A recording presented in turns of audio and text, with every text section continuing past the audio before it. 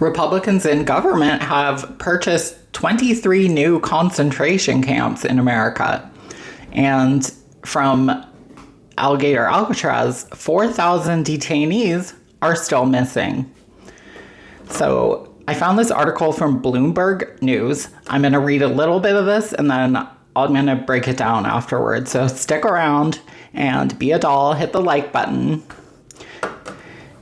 So, this article says, despite protests in small towns and cities across the U.S., the Trump administration is pushing ahead with the purchase of warehouses it plans to convert into immigration jails in what could be the largest expansion of such detention capacity in U.S. history. And really quick, I'm going to call this what it is. These are not immigration jails. These are concentration camps. The cost for acquiring 2 warehouses alone was $172 million. A third in El Paso, Texas, could be among the largest jails of any kind in the country if completed as envisioned. It will have 8,500 beds. The deals mark the latest turn in U.S. Immigration and Customs Enforcement's plan to use as many as 23 warehouses for detaining thousands of immigrants arrested by federal agents in Minneapolis and other cities. These aggressive enforcement actions have ignited clashes with protesters and led to agents killing 2 U.S. citizens. Not just 2, there's been many more in the detainment camps.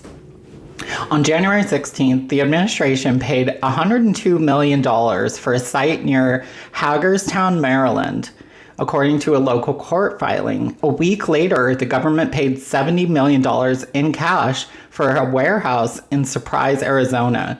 The price tags, roughly in line with the industry average for the warehouse market, covered just the acquisition of the site, which are currently empty shells. ICE still has to pay companies to outfit the buildings with toilets, showers, beds, dining, recreation areas, and then run them as detention centers. So, we all know how Alligator Alcatraz went.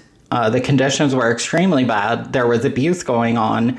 It was forced to shut down, and now 4,000 fucking people are missing. People that were mostly all legal citizens with no criminal record. 4,000 people. Where the fuck are they? Now, there's reporting that their new facilities will have incinerators inside them. We also know that multiple genocide experts have declared a genocide in America against transgender people. We've seen the largest migration in U.S. history of trans people fleeing from red states to blue states. There are over 400,000 trans people and counting that have already done this. Fled red states for their own safety.